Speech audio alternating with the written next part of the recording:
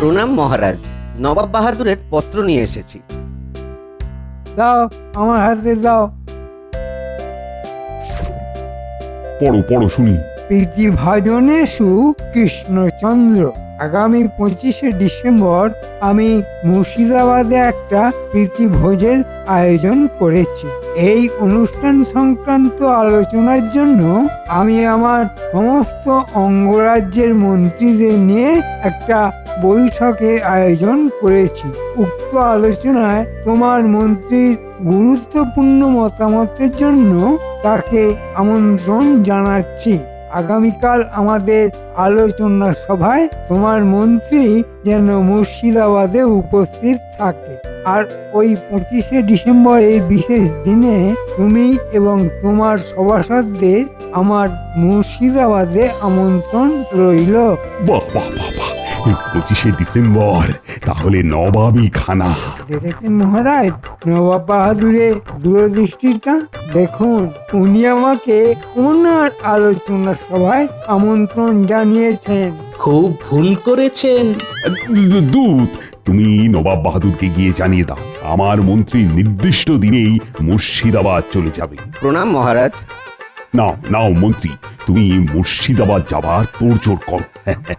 তুমি কৃষ্ণনগরের প্রতিনিধি হিসাবে যাচ্ছ, তোমার সম্মানই আলাদা। আমি এই কৃষ্ণনগরের মানমর্যাদার রক্ষার দায়িত্ব নিয়ে নবাব বাহাদুরের সাথে আলোচনায় বসবো মহারাজ।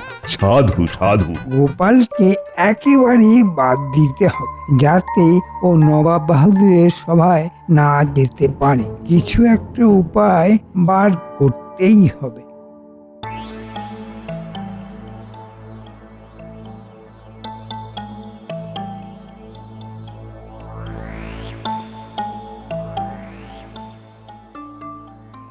ফাটাবো গোপালের কপাল, মেটাবো মনের ঝাল।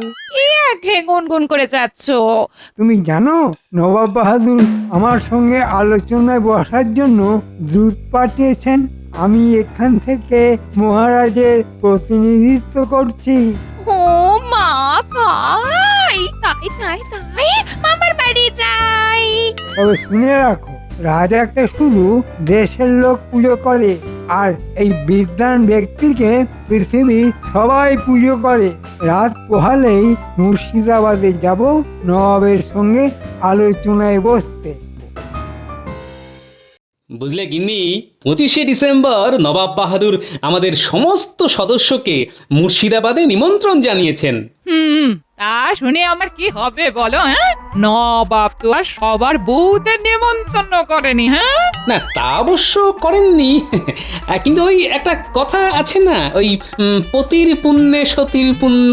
অতি চব্যতস্য খাবে আর সতী শূন্য পেটে থাকবে, তা হবে না। হ্যাঁ, তোমরা খাবে আর আমরা দেখবো আর মুখে বলবো অতির পুণ্যে সতীর পুণ্য, আমাদের পেট কি থাকবে শূন্য? হ্যাঁ, তোমার এই অকাট্য যুক্তি মহারাজকে কালকে আমি নিবেদন করব। দেখি মহারাজ কি বলেন। ধন্যবাদ গো।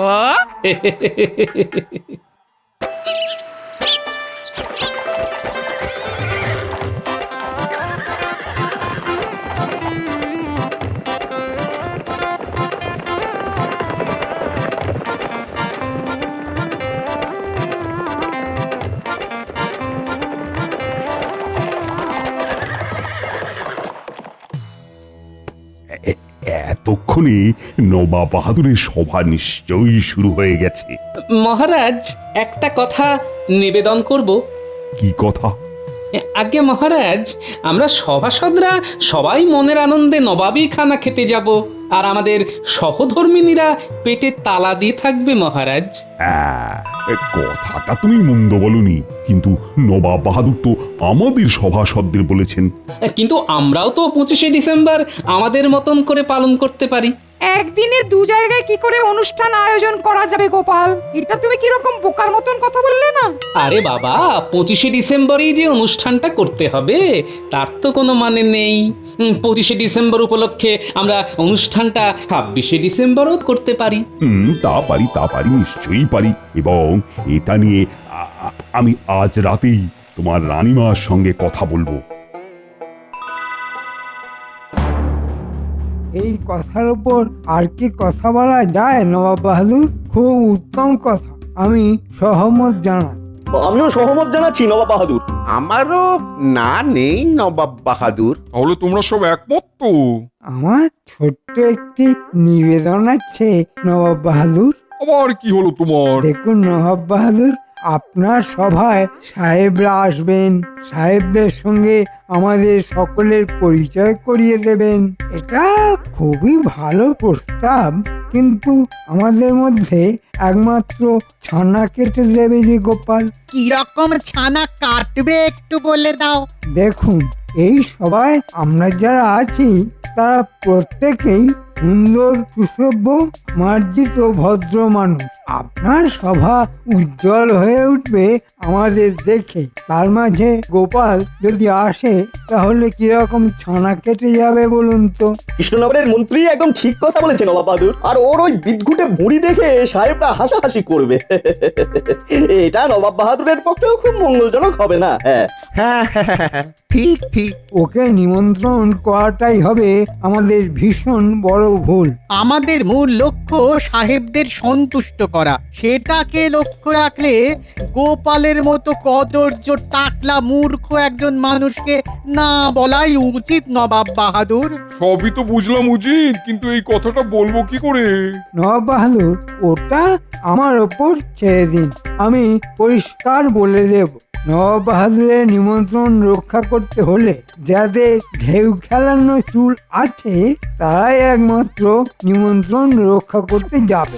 ব্যাস হয়ে গেল। কৃষ্ণনগরের মন্ত্রী বিচক্ষণ, তিনি কি সুন্দরভাবে সমস্যার সমাধান করে দিলেন। হ্যাঁ ও কি আনন্দ যে হচ্ছে, বলে বোঝাতে পারবো না। সবাই একেবারে আমায় ধন্য ধন্য করছে। ঠিক আছে, তোমাদের সকলের যা ইচ্ছে তাই হোক। অবশেষে জিতলাম, কি যে আনন্দ হচ্ছে। এই প্রথমবার গোপালকে একটু প্যাঁচে ফেলতে পেরেছি। বুঝলে রানী, গোপাল আজ সভায় একটা প্রস্তাব রেখেছে আমার কাছে। কি প্রস্তাব মহারাজ? বড়দিনে আমাদের তো নবাব বাহাদুরের কাছে নিমন্ত্রণ আছে, আমরা তো যাবই। তা গোপাল গিন্নি বলেছে তারা কেন নিমন্ত্রিত হবে না। ঠিকই তো বলেছে। আমরা যদি আপনাদের অর্ধেক হই তাহলে তো আমাদেরও বলা উচিত মহারাজ। এটা আপনাদের নবাব বাহাদুরের এক চোখমি। আমি বলেছি যে বড়দিনের উৎসব আমিও করব, তবে দুদিন পরে আমার রাজ্যে। তুমি হবে তার মূল উদ্যোক্তা। ঠিক আছে, খুব ভালো প্রস্তাব। আমার তরফ থেকে প্রত্যেক সভাসদদের বাড়ির গৃহকর্ত্রীদের কাছে নিমন্ত্রণ পত্র চলে যাবে মহারাজ। তার মানে আমার আবেদন মঞ্জুর হলো। হলো।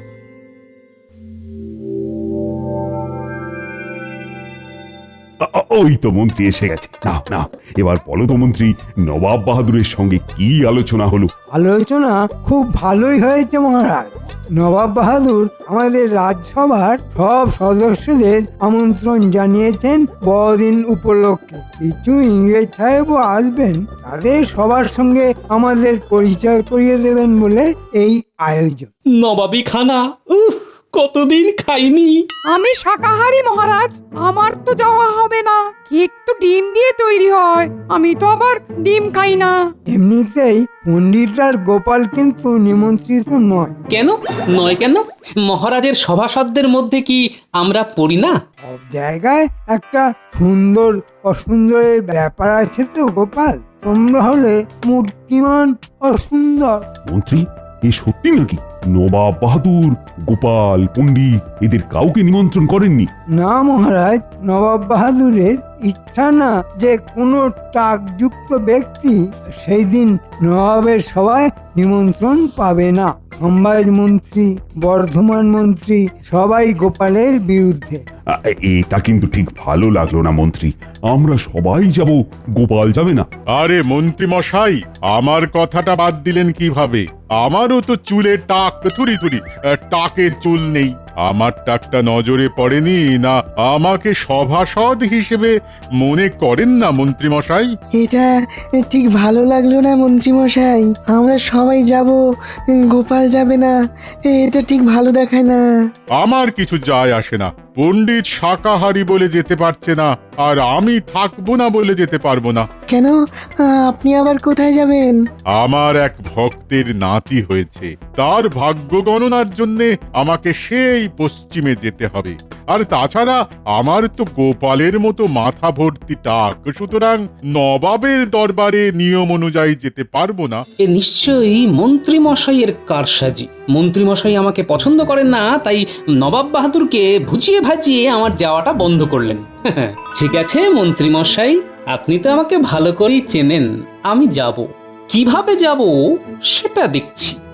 মন্ত্রীমশাই, এ কেমন যুক্তি আমার মাথায় এলো না।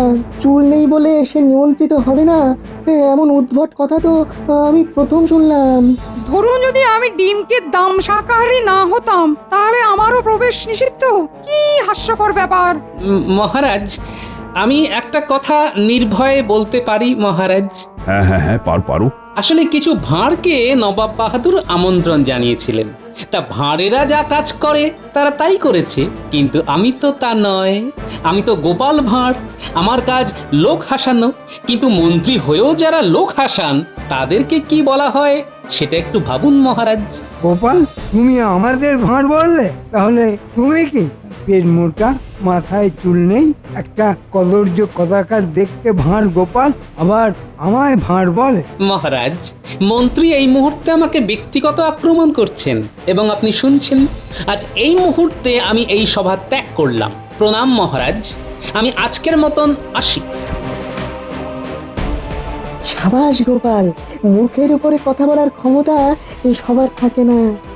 এই মন্ত্রী, তুমি কিন্তু গোপালকে খুব খুব খারাপ ভাষায় কথা বললে। যে যে ভাষা বোঝে তাকে সেই ভাষাতেই কথা বলতে হয় মহারাজ। কি যে আনন্দ হচ্ছে, বলে বোঝানো যাবে না। এতদিনে একটা যোগ্য জবাব দিতে পেরেছি, এই জন্য আজকে 3 মুঠো ভাত বেশি খেলাম। এই অপমানটা ঠিক নিতে পারলাম না মন্ত্রী মশাই। একটা কথা গর্বের সঙ্গে বলতে পারি, আমার বুদ্ধির সিকিভাগ বুদ্ধিও আপনার নেই। আমি বড়দিনে নবাব বাহাদুরের আমন্ত্রণে যাব, এবং তারপর যেটা হবে সেটার জন্য আপনি প্রস্তুত থাকবেন মন্ত্রী মশাই। ইট মেরেছেন, এবার পাটকেল খাবার জন্য প্রস্তুত থাকুন। গোপাল আমার বাড়ির সামনে দাঁড়িয়ে কেন? নিশ্চয়ই কিছু বলবে বলেই দাঁড়িয়ে আছে। ওই তো বিজ্ঞানী আসছে। কি গোপাল, কিছু বলবে? বিজ্ঞানী, টাকে চুল গজানোর ব্যাপারে আপনার কোনো আবিষ্কার আছে? না গোপাল, এখনো আমি সেই রকম কিছু আবিষ্কার করতে পারিনি। তাহলে উপায় কি? আমার কাছে একটা নকল চুল আছে, মাথায় পড়লে একেবারে ঢেউ খেলানো বাবরির চুল মনে হবে। ওটা আমার লাগবে বিজ্ঞানী। আমিও চাই তুমি এর যোগ্য জবাব দাও। সে তো দেব বিজ্ঞানী, আমায় যতখানি অপমান করা হয়েছে তার 3 গুণ ফেরত দেব। আচ্ছা, ঝরে যাবার মতো কোনো তেল আপনার কাছে আছে? সেটা আছে, ওটা মাথায় পড়ার কয়েক দণ্ডের মধ্যেই মাথার চুলগুলো ঝরে যাবে। চিরকালের মতো? না, চিরকালের জন্য নয়, আবার দিন 7 পরে চুল উঠবে। আমি ভেবে ফেলেছি আমার অপমানের জবাব কিভাবে নেব। তোমার অপমান আমারও অপমান গোপাল।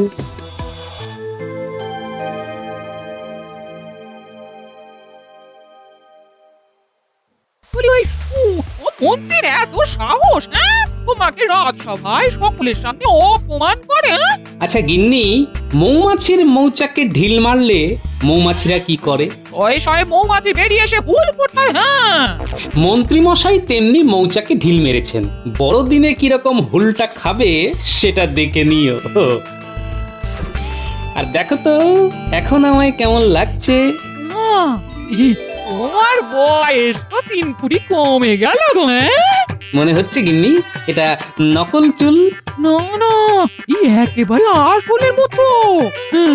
ব্যাস, এটাই হলো আমার নবাব বাহাদুরের নিমন্ত্রণ রক্ষা করার প্রবেশপত্র। এখন তো শীতকাল, এই চুলটা পড়লে মাথায় ঠান্ডা লাগবে কম, বুদ্ধিটা বেশ জমাট থাকবে, বুঝলে গিন্নি?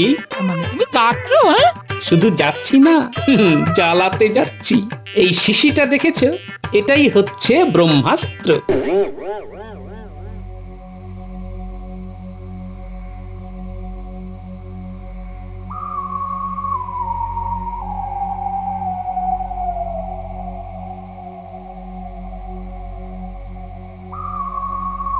মহারাজ এখন চিন্তা করে আর কি করবেন মহারাজ? সব কাজ ভেবে করতে হয়। আপনি তখনই আপনার মন্ত্রী মশাইকে বলতে পারতেন যে গোপালকে ওইভাবে অপমান করো না। বিষয়টা এত তাড়াতাড়ি ঘটে গেল যে মাথাতেই কিছু এলো না। রানী, আমার নবাব বাহাদুরের বড়দিনের উৎসবে নিমন্ত্রণ রক্ষা করতে যেতে মোটেই ইচ্ছে করছে না, কিন্তু কূটনৈতিক ব্যাপার, না গেলে ওটা আমার কৃষ্ণনগরের জন্য খারাপ হয়ে যাবে। নবাব বাহাদুরের তো রোষানলে পড়ে যাব। নইলে না, এই গোপাল ছাড়া আমার মুর্শিদাবাদ যেতে মোটেই ইচ্ছে করছে না। আমার দৃঢ় বিশ্বাস মহারাজ, গোপাল একটা কিছু অঘটন ঘটাবেই, দেখবেন। আমিও তাই জানি, গোপাল নিজের বুদ্ধি বলে নবাব বাহাদুরের নিমন্ত্রণ রক্ষা করতে যাবে। আমার বিশ্বাস আছে, আপনি নিশ্চিন্ত থাকুন। নবাব বাহাদুরের সভায় গোপালকে আপনি দেখতে পাচ্ছেন, এটা আমার মন বলছে।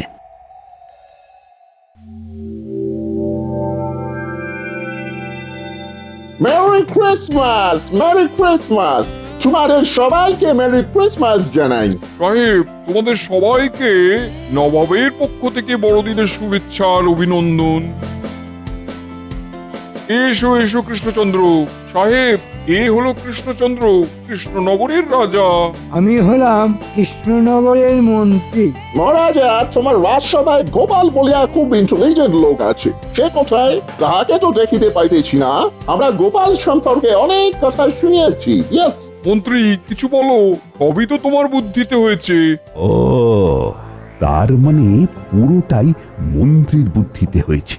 ওহ, ভগবানের দয়ায় যদি গোপাল আসে তাহলে তো মন্ত্রীর মুখ কালো হয়। সাহেব, গোপালই হলো পেটুক, মাথায় চুল নেই, ভুঁড়ি আছে, খুব খায়। এ মন্ত্রী কি বলিতেছে আমরা বুঝিতে পারিতেছি না। আমি এসেছি নবাব বাহাদুর, আমাকে দেখুন, মাথায় ঢেউ খেলানো চুল, চিনতে কি পারছেন? ওরে বাবা, গোপাল সাহেবরা তো তোমাকে দেখবে বলে উসকুস উসকুস করছে। ঠিক জ্বালাতে চলে এসেছে। গোপাল ঠিক আসে। কি গোপাল, তোমাকে বড়দিনের শুভেচ্ছা। আমার বিশ্বাস ছিল তুমি কিছু না কিছু ঘটনা ঘটাবেই। আচ্ছা আচ্ছা গোপাল, একটা প্রশ্ন, মাথা এরকম ঢেউ ফেলানো চুল কি করে এলো তোমার? এই তেলটার জন্য খাম্বাজরাজ, আয়ুর্বেদিক তেল। এই কালো রং চিরকালের জন্য মাথায় রয়ে গেল, চুল আর পাকবে না। নবাব বাহাদুর, এইবার যিশুর নামে একটা কেক কাটা হোক। আমরা ক্রিসমাস সেলিব্রেট করি, তারপরে আমরা গোপালের সহিত কথা বলিবে। ভেতরের ঘটনাটা কি গোপাল? ক্রমশ প্রকাশ্য মহারাজ, আগে কেক কাটা হোক, খাওয়া দাওয়া হোক, তারপর আমার ম্যাজিক দেখবেন। আরে ম্যাজিক আর কি দেখাবি? তোমার মাথায় তো চুল নেই, এটাই তো একটা বড় ম্যাজিক। গোপালের সাথে ঝগড়াঝাটি আমি মিটিয়ে ফেলি, ওর সঙ্গে একটু মোলায়েম ব্যবহার করি। ওই তেলটা আমার দরকার। গোপাল, আমি না খুব খুশি হয়েছি। তা তো বুঝতেই পারছি মন্ত্রী মশাই, খুশিতে আপনার মুখটা কেমন ওই আমশির মতো চুপসে গেল, সে সব দেখছি। তোমার সঙ্গে একটু কথা আছে গোপাল। আপনার সঙ্গে কিছু কথা আছে মন্ত্রী মশাই। কেক কাটা হোক, খাওয়া দাওয়া হোক, তারপর জমিয়ে আড্ডা হবে, কেমন? আমার মাথার চুলগুলো পাক ধরেছে।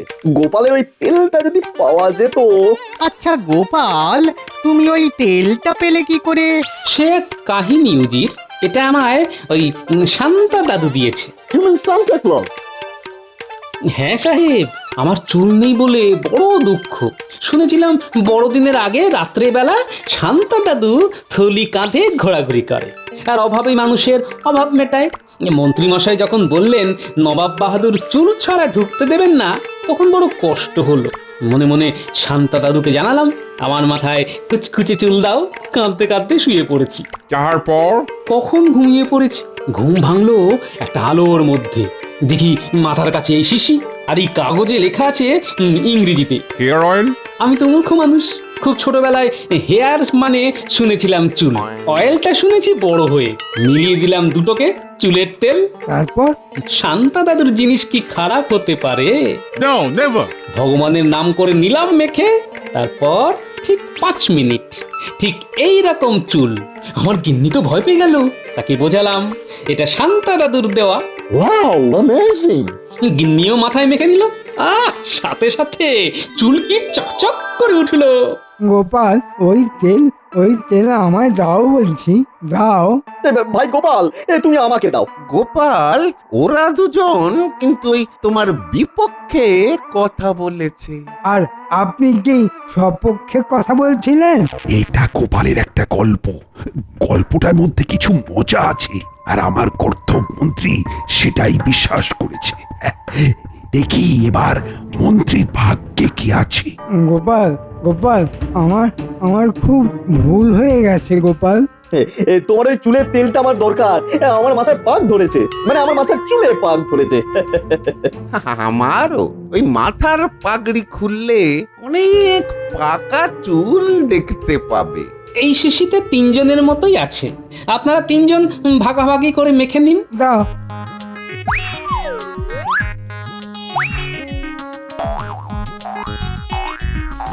দাও বলছি, দাও। আমাকে দাও, আমাকে দাও, আমাকে দাও,